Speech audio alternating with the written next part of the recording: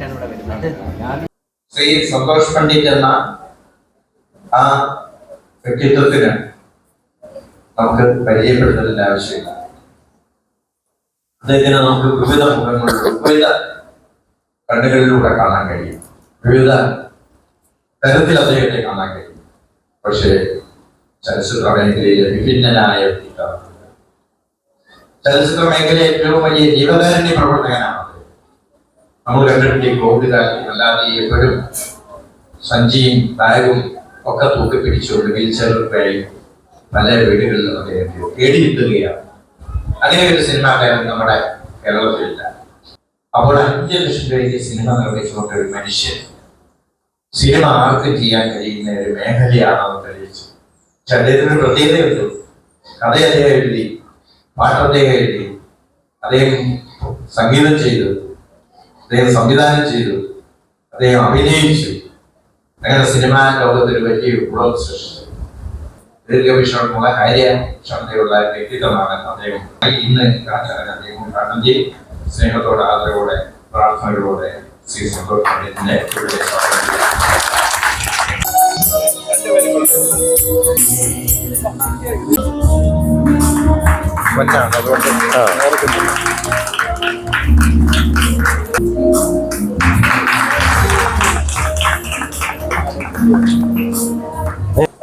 സന്തോഷമുണ്ട്. ഗാന്ധി ഭവനിൽ ആദ്യമായിട്ടാണ് വരുന്നത്. ഒരുപാട് കാലമായിട്ട് വരണമെന്ന് ആഗ്രഹിച്ചിരുന്നുവെങ്കിലും ഒരു സാഹചര്യം ഒത്തുകിട്ടിയത് ഇപ്പോഴാണ്. ഞാൻ മറ്റൊരു പരിപാടിയുടെ ഭാഗമായിട്ട് ഇവിടെ വരികയായിരുന്നു. അപ്പോൾ ഇദ്ദേഹത്തെ പരിചയപ്പെട്ടപ്പോഴാണ് ശരിക്കും ഇന്ന് രാവിലെ പോകണമെന്ന് കരുതിയതാണ്. പിന്നെ ഞാൻ വിചാരിച്ചു വരണമെന്ന് വിചാരിച്ച സമയത്തൊന്നും വരാൻ പറ്റിയില്ല. എന്നാൽ പിന്നെ വിചാരിക്കാത്തൊരു സമയമാണെങ്കിലും എന്ന് തിരഞ്ഞെടുക്കുകയാണ് ഉണ്ടായത്. അപ്പോൾ എല്ലാവരെയും കാണാൻ സാധിച്ച സന്തോഷം. മലയാള സിനിമ ഒരുപാട് വിവാദങ്ങൾ നേരിട്ടുകൊണ്ടിരിക്കുന്ന ആ മേഖലയിലേക്ക് എന്തിനു കടന്നു? എന്തുകൊണ്ട് സർക്കാർ സർവീസ് ജോലി രാജിവെച്ചു എന്നാണ് ചോദ്യം.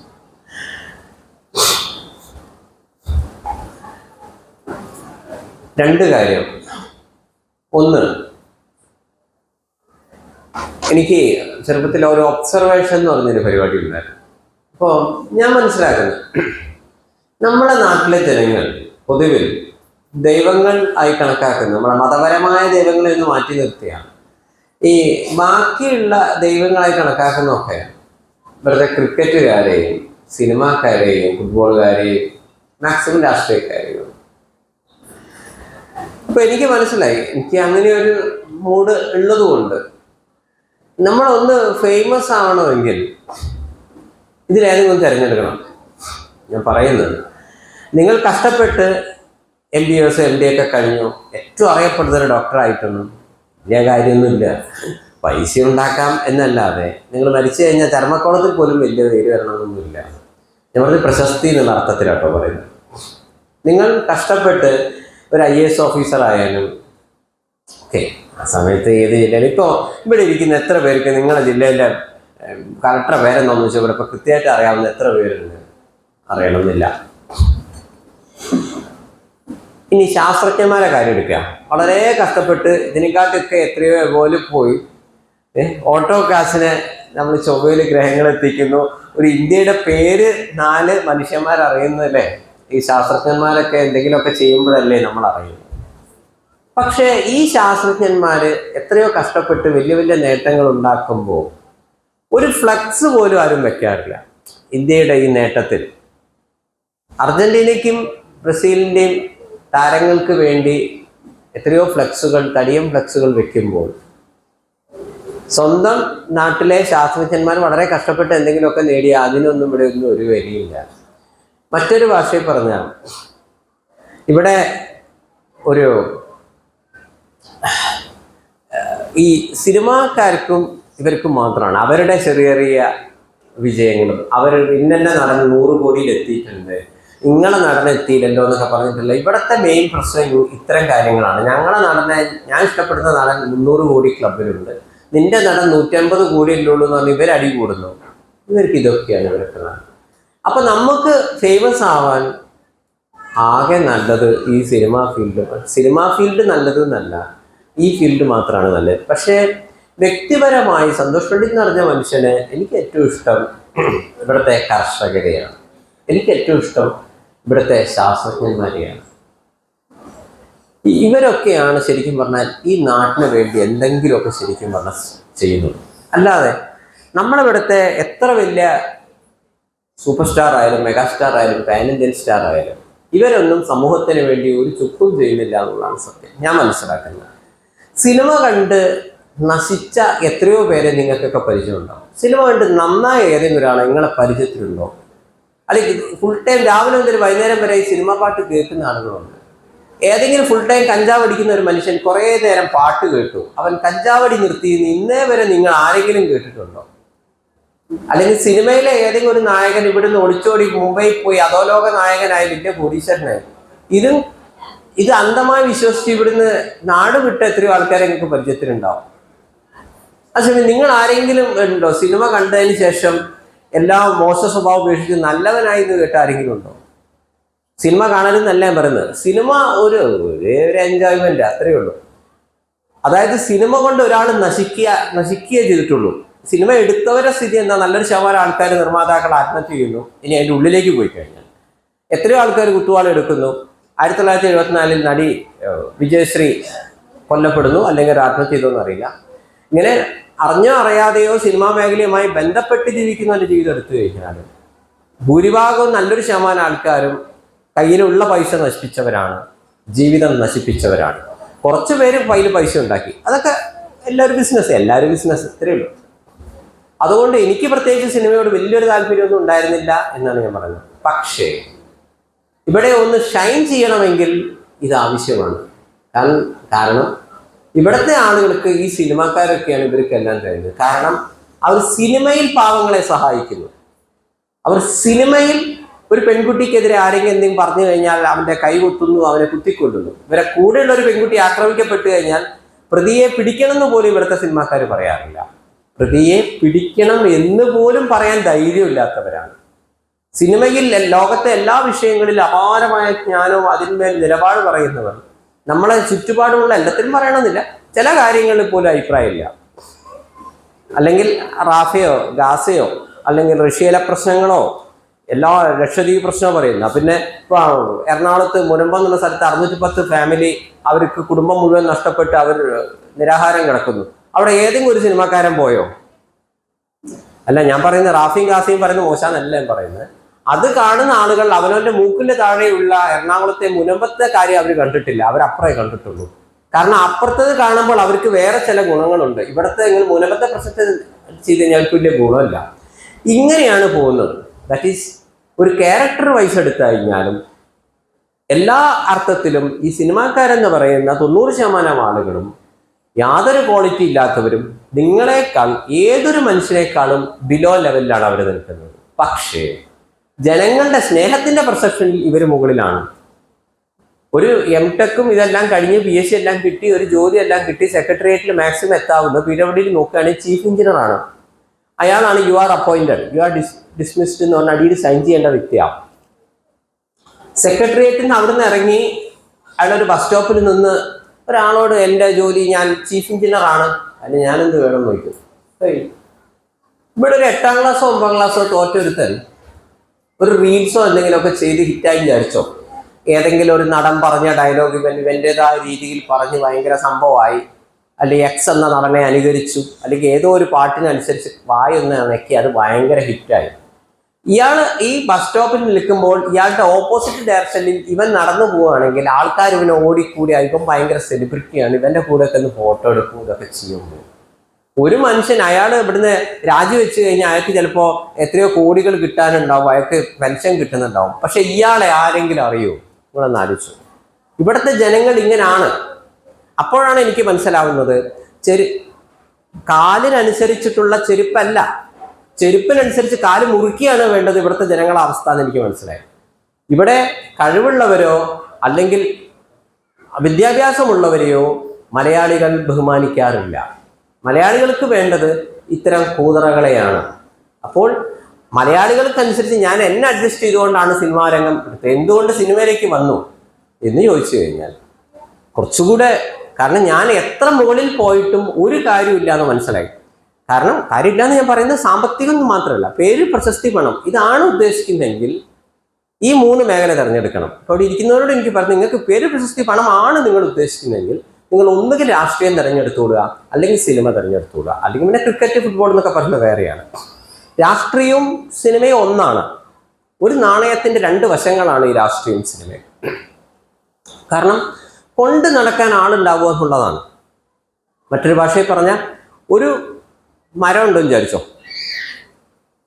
ഇതേപോലെ ഒരു മരത്തെ നിങ്ങൾ കാണുന്നത് പോലെയാണ് നിങ്ങൾ വിരാട് കോഹ്ലിയെ കാണുന്നത്, അല്ലെങ്കിൽ ധോണിയെ കാണുന്നത്, അല്ലെങ്കിൽ സച്ചിൻ ടെണ്ടുൽക്കറെ കാണുന്നത്, അല്ലെങ്കിൽ സൂപ്പർ സ്റ്റാറുകളെ കാണുന്നത്. നിങ്ങൾ പുറമെ നോക്കുമ്പോൾ ഇവരെ കാണുന്നുള്ളൂ. ഈ മരം യഥാർത്ഥത്തിൽ നിലനിൽക്കുന്നത് അതിൻ്റെ അടിയിലുള്ള വേരുകൾ കൊണ്ടാണ്. ശരിയല്ലേ? ഈ വേര് മൊത്തം ചെയ്തിരുന്നെങ്കിൽ ഇത് വീണു പോകും. അതേപോലെ തന്നെയാണ് നിങ്ങൾ മുഖ്യമന്ത്രി ആയിക്കോട്ടെ, പ്രധാനമന്ത്രി ആയിക്കോട്ടെ, നിങ്ങൾ അവരെ കാണുന്നുള്ളൂ. യഥാർത്ഥത്തിൽ അവരുടെ ഫോളോവേഴ്സാണ് അവരെ പിടിച്ചു നിർത്തുന്നത്. ഇതാണ് സത്യം. ഈ ഫോളോവേഴ്സിനെ ആരിട്ട് കാണുന്നുമില്ല. ഈ ഫോളോവേഴ്സിനെ ഉണ്ടാക്കലാണ് അവരാകെ ചെയ്തുകൊണ്ടിരിക്കുന്നത്. അതുകൊണ്ട് അവർ നിൽക്കും. അതുകൊണ്ട് ഫോളോവേഴ്സ് ഉള്ളവർക്ക് മാത്രമേ കാര്യമുള്ളൂ. അപ്പം നമ്മൾ കുറച്ച് ഫോളോവേഴ്സിനെ ഉണ്ടാക്കുക. കാണുന്നവർ സന്തോഷ് പണ്ഡിറ്റിനെ കാണുന്നുള്ളൂ. യഥാർത്ഥ സന്തോഷ് പണ്ഡിറ്റ് ആക്കുന്നത് ഈ ഫോളോവേഴ്സാണ്. അതേസമയം ഇവിടുത്തെ ആളുകൾ ഈ ഫോളോവേഴ്സിന് ഒരു പ്രാധാന്യം കൊടുക്കാതിരിക്കുകയും ഇവർ മാത്രം ഒരു സംഭവമായി മാറുകയും ചെയ്യും. അപ്പം അതുകൊണ്ടാണ് ഞാൻ സിനിമ തിരഞ്ഞെടുത്തത്. ഈ രണ്ടും ബേസ് റൂട്ട്, ഒരേ നാണയത്തിൻ്റെ 2 വശ എന്ന് പറയുന്നത്, രണ്ടിൻ്റെയും ബേസ് എന്ന് പറയുന്നത് കുറച്ച് ഫോളോവേഴ്സിന് ഉണ്ടാക്കലാണ്. എത്ര കാലം വേണമെങ്കിലും ജോലിയിൽ തുടരാം. കാരണം പിഴവടിയിലാണ് നമ്മൾ പോകുന്നതെങ്കിൽ, അല്ലെങ്കിൽ സർക്കാർ സർവീസിൽ 56ാമത്തെ വയസ്സിൽ റിട്ടയർ എടുക്കുമ്പോൾ, ഒരു സിനിമാക്കാരനാണെങ്കിൽ 90 വയസ്സിലും നമുക്ക് ജോലി ചെയ്യാം. ഞാൻ പറഞ്ഞല്ലോ, ഈ വേരുകൾ ഉണ്ടായാൽ മതി, ഫോളോവേഴ്സ് ഉണ്ടായാൽ മതി, എത്ര കാലം പോവാം. 90ാം വയസ്സിൽ നിങ്ങൾക്ക് മുഖ്യമന്ത്രി ആവാം, പ്രധാനമന്ത്രി ആവാം. ഇവിടെ റിട്ടയർമെന്റ് പ്രായമൊന്നുമില്ല. ഇത് രണ്ടും ഒന്നാണ്. രണ്ടിൻ്റെയും ഇതെന്ന് വെച്ചാൽ എന്തെങ്കിലുമൊക്കെ കാട്ടിക്കൂട്ടി ഫോളോവേഴ്സിന് ഉണ്ടാക്കുക എന്നുള്ളതാണ് 2 ടീമും ചെയ്യുന്ന ഒരേ കാര്യമാണ്. രണ്ടില്ലേ 2 ടീമിൻ്റെയും വേറൊരു ഗുണം എന്താ വെച്ച് കഴിഞ്ഞാൽ, അച്ഛൻ MP ആണ്, MLA ആണ്, മന്ത്രിയാന്ന് പറഞ്ഞു കഴിഞ്ഞാൽ തട്ടിപ്പോയി കഴിഞ്ഞാൽ മകനായ MLA MP ഒക്കെ കിട്ടും. പിന്നെ തീരെ രക്ഷയില്ലെങ്കിൽ പിൻവാതിൽ നിയമനത്തിലൂടെ നിങ്ങൾക്ക് രാജ്യസഭാ MP, അങ്ങനെ പല ഇതുമുണ്ട്. ഇനി അവിടെയും കിട്ടുന്നില്ലെങ്കിൽ നിങ്ങൾക്ക് ഏതെങ്കിലും ബോർഡിന്റെ ചെയർമാനായിട്ടോ ഒരു രാഷ്ട്രീയ പാർട്ടിക്ക് നിങ്ങളെ ഒന്ന് ഉയർത്തി കൊണ്ടുവന്നേ പറ്റുന്നുണ്ടെങ്കിൽ നിങ്ങൾക്ക് ജോലി തരാൻ, നല്ലൊരു ശമ്പളത്തോടെ ജോലി തരാൻ ഒരു രാഷ്ട്രീയ പാർട്ടി വിചാരിച്ചാൽ പറ്റും, ഭരണകർത്താക്കൾക്ക് പറ്റും. ഇതേപോലെ തന്നെയാണ് സിനിമ. അച്ഛൻ സൂപ്പർ സ്റ്റാർ ആണെങ്കിൽ മകനെ യാതൊരു കഴിവും ഇല്ലെങ്കിലും മകനെ ചാൻസ് കിട്ടും.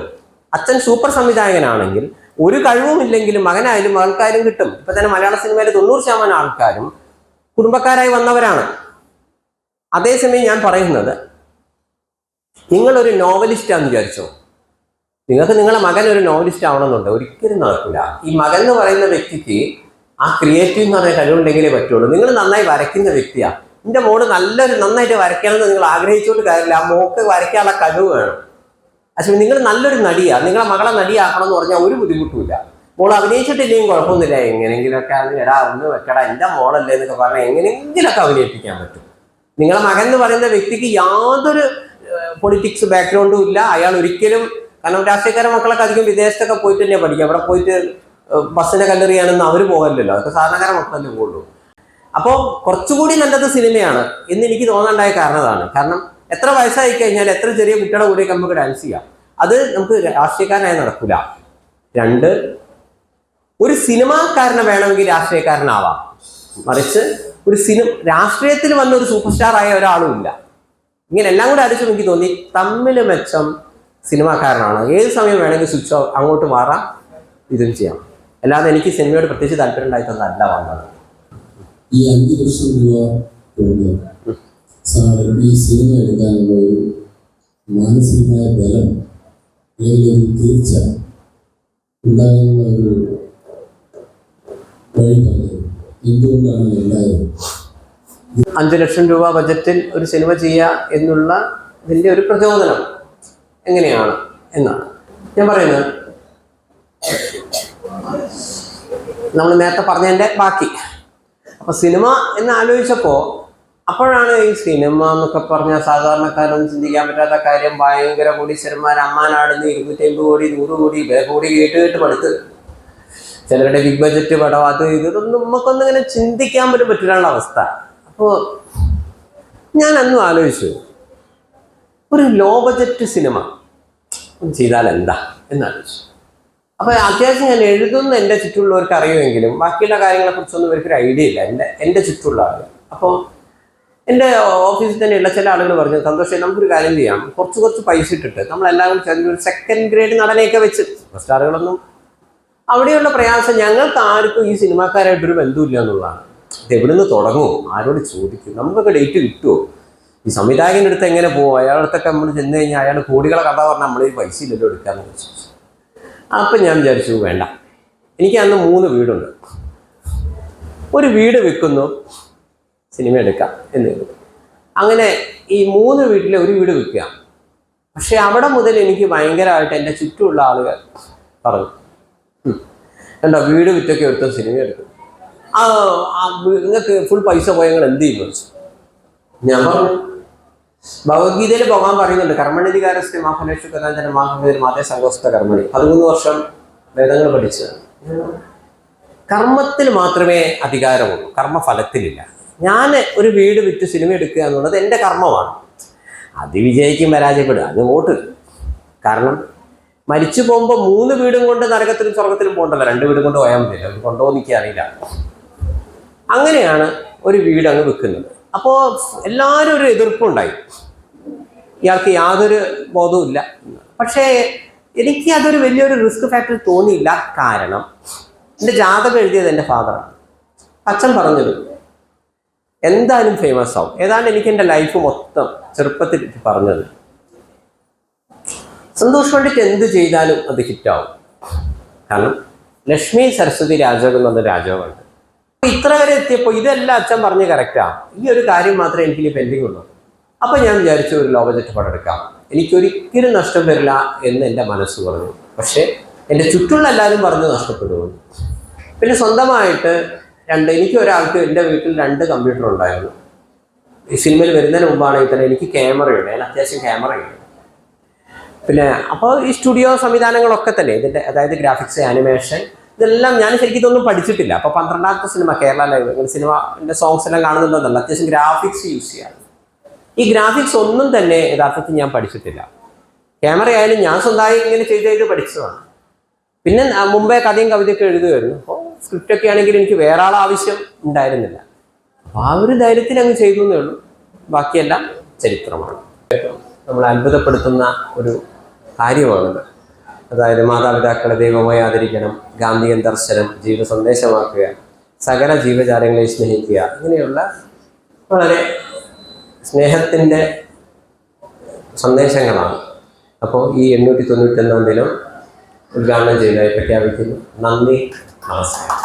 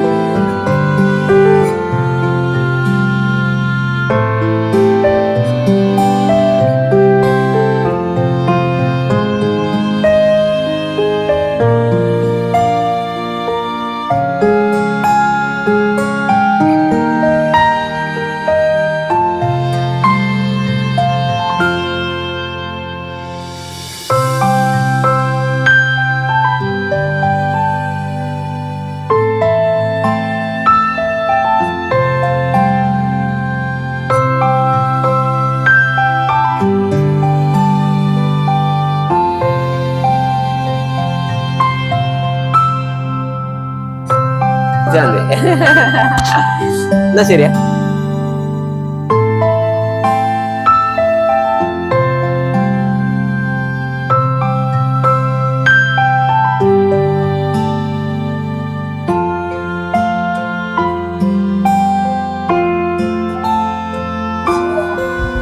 നീ പിന്നെ കാണാം, ഇവിടെ കൊണ്ടുപോ. അപ്പൊ ശരി കേട്ടോ. ഓക്കെ.